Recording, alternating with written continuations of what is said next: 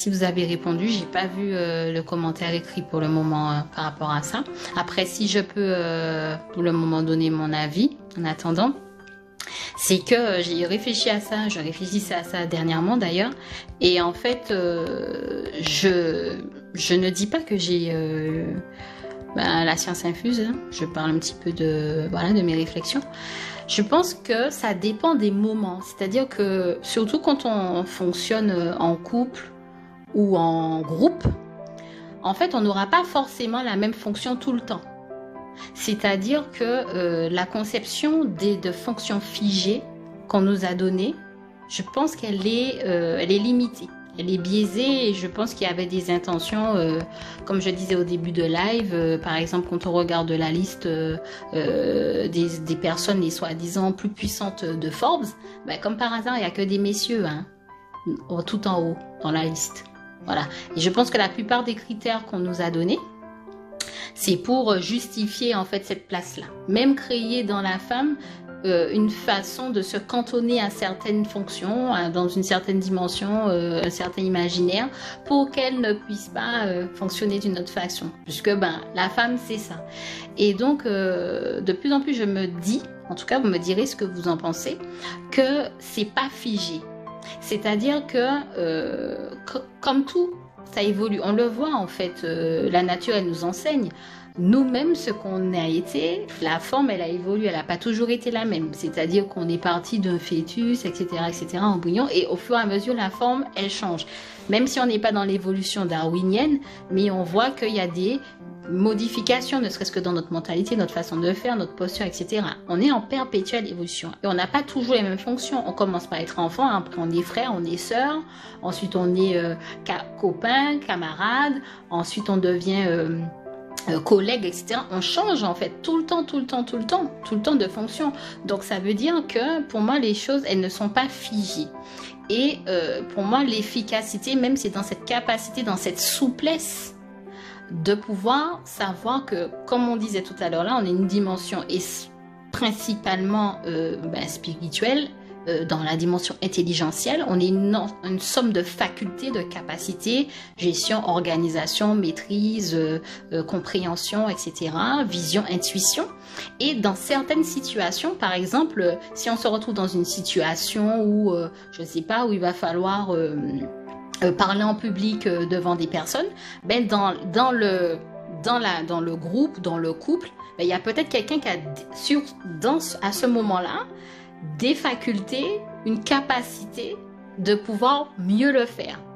Donc cette personne-là va devenir le représentant à l'instant T du groupe, du couple, etc. À ce moment-là. Voilà. Maintenant, dans une autre situation, dans d'autres conditions, ce sera l'autre qui va être le support de plus des facultés, des ressources qui vont être plus efficaces pour mener à bien l'objectif. C'est lui, c'est que ce soit l'homme ou la femme, qui va être entre guillemets mis en avant pour pouvoir représenter le couple ou le groupe. Mais là, on n'est pas dans une dimension de hiérarchie. On est dans une dimension, pour moi, d'efficacité, même d'humilité. Parce que pour moi, l'humilité, c'est la reconnaissance des capacités que l'on est et que l'autre a.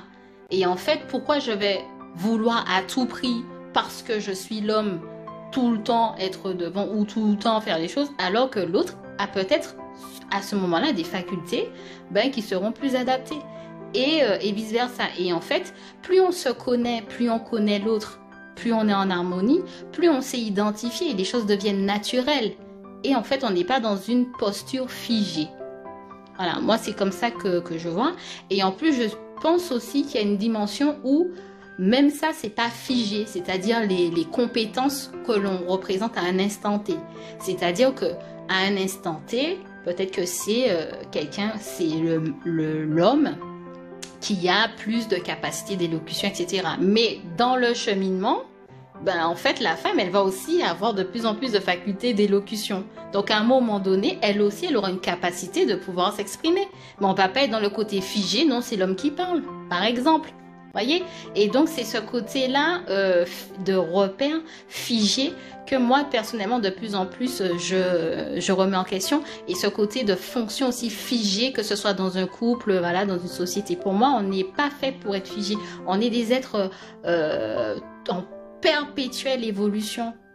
Donc, aujourd'hui, je peux avoir telle posture, telle fonction, parce que je représente un certain nombre de facultés, mais j'évolue. Et demain, je vais être dans une autre dimension. Et donc, je ne peux pas permettre à quiconque de vouloir me garder dans une seule fonction. Alors, je suis bien d'accord, une grande souplesse ou facultés d'adaptation sont très importantes. Très importantes, voilà, exactement. Et dans les deux sens. Et pour moi, un couple qui fonctionne, c'est un couple ou un groupe, hein, parce que je suis pas forcément enfermée dans la dimension de couple, hein, parce que même quand on parle de femme ou homme, voilà, la réalisation de soi n'est pas essentiellement ou seulement dans une seule aussi forme figée, hein.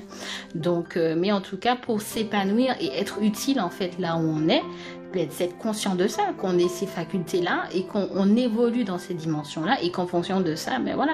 Et dans le monde, dans le milieu du travail, on a des illustrations comme ça, c'est-à-dire quand on parle de promotion, etc., évolution de carrière, on voit de plus en plus qu'avant, les anciens schémas aussi, on parle d'anciens schémas et nouveaux schémas, les anciens schémas, c'était quoi? C'était, ben en fait, voilà, tu apprends un métier, et tu rentres dans une boîte à une fonction, tu as ton entre guillemets CDI et pendant 42 annuités, tu fais la même fonction. Et c'est ça, tu es ça. On te dit, mais qu'est-ce que tu fais dans la vie? Qui es-tu? Mais tu dis ta fonction, que tu joues pendant 42 annuités tout le temps. Et là, on se rend compte, heureusement, les événements viennent montrer, non, il y a possibilité, on n'est pas forcément fait pour être dans une même position, même dans une même fonction, même dans une même entreprise, en fait. Et on a une capacité d'évolution, de se former, c'est-à-dire de réformer sa dimension de compétences pour incorporer, incarner de nouvelles compétences, et ces nouvelles compétences vont nous donner une nouvelle fonction. Donc quelqu'un qui est arrivé dans un poste, dans une fonction, dans une posture, on la revoit 10 ans plus tard, elle n'est plus dans la même fonction, elle a évolué. Et pour moi c'est ça, et c'est pas pour une seule catégorie de personnes, et c'est pour tout le monde. Et même là, on voit encore que la conception que souvent la femme elle a d'elle-même fait que les hommes évoluent plus dans les entreprises, ont plus cette tendance, cette aisance à se sentir apte à demander des promotions, à évoluer même dans une entreprise que la femme. La femme, elle va avoir plus cette capacité à rester à ce qu'elle appelle sa place et ne pas bouger. Voilà, et c'est encore, je pense, par rapport à cette méconnaissance de la réalité de qui l'on est. Voilà, on est d'abord un ensemble de facultés, une dimension spirituelle qui doit se développer, psychologique, voilà. Donc, en fonction des capacités de chacun, capacité de déléguer. La capacité de déléguer, je trouve que c'est une des plus grandes qualités. C'est une des plus grandes qualités parce que c'est pas tout le monde qui y arrive. Ça demande une énorme sagesse et intelligence. Dernièrement, je regardais une vidéo d'ailleurs sur TikTok où d'ailleurs ça parlait de charge mentale. Et donc c'est un monsieur qui disait que pour lui, la charge mentale pourrait être diminuée par la capacité des parents à déléguer les charges des tâches ménagères aux enfants, par exemple. Donc, parce que la femme, si elle arrive, elle a déjà tout ce qu'elle doit gérer au quotidien. Elle arrive à la maison, il y a encore ça à faire, mais ça fait une charge mentale, voilà, mais qui peut être allégée.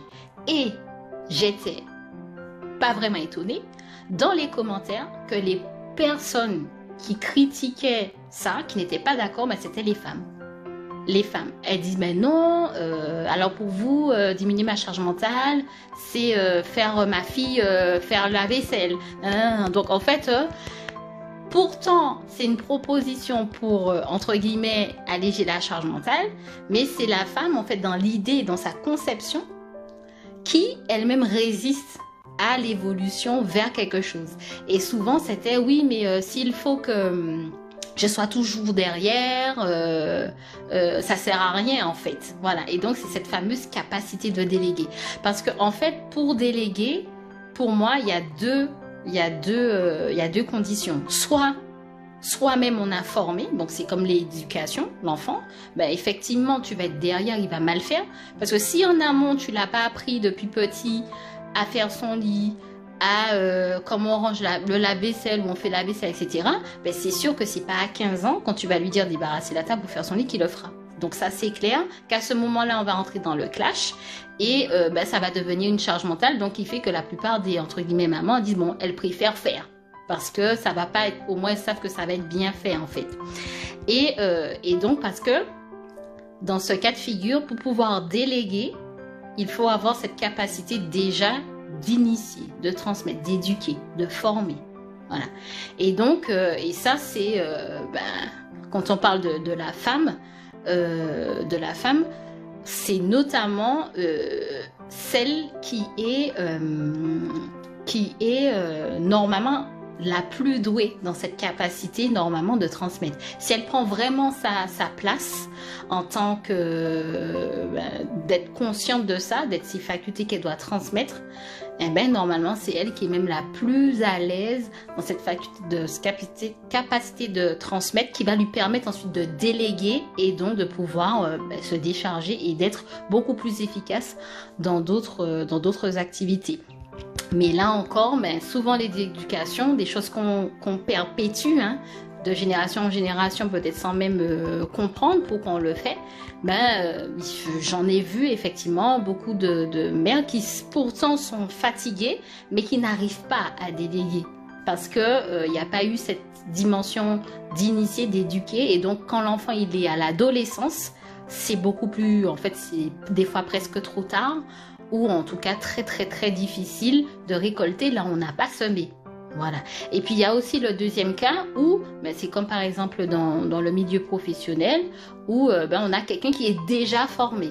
Mais là c'est le plus facile, la personne elle arrive, elle est déjà formée, mais là il faut l'humilité, c'est-à-dire qu'il faut avoir la capacité d'identifier dans l'autre la capacité à. Et ça aussi des fois c'est ce qui est, voilà, on dit par exemple dans le milieu féminin, entre les femmes, il y a beaucoup, on dit souvent qu'il y a beaucoup de rivalité. C'est-à-dire que quand on met des femmes ensemble, au lieu de se voir comme des facultés etc., qui peuvent être complémentaires, eh bien, vont se tirer dans la patte. Donc, il y en a qui vont vouloir tout faire pour que l'autre ne puisse pas révéler finalement ses capacités, etc. Donc, il faut une dimension d'humilité, il faut avoir une dimension d'intelligence avancée pour identifier en fait les facultés que l'autre incarne, les compétences que l'autre incarne, et me rendre compte que c'est entre guillemets à mon avantage de lui déléguer, de lui permettre en fait d'extérioriser, de révéler et de s'épanouir dans ça. Et c'est là qu'on devient plus fort. Et donc la capacité pour moi de déléguer, dans mon observation jusqu'à ce jour, c'est quelque chose que c'est pas tout le monde qui l'a. Hein. C'est pas tout le monde qui l'a. Et en fait, c'est vraiment quelque chose au contraire qui, pour moi, qui est un signe de sagesse et d'intelligence.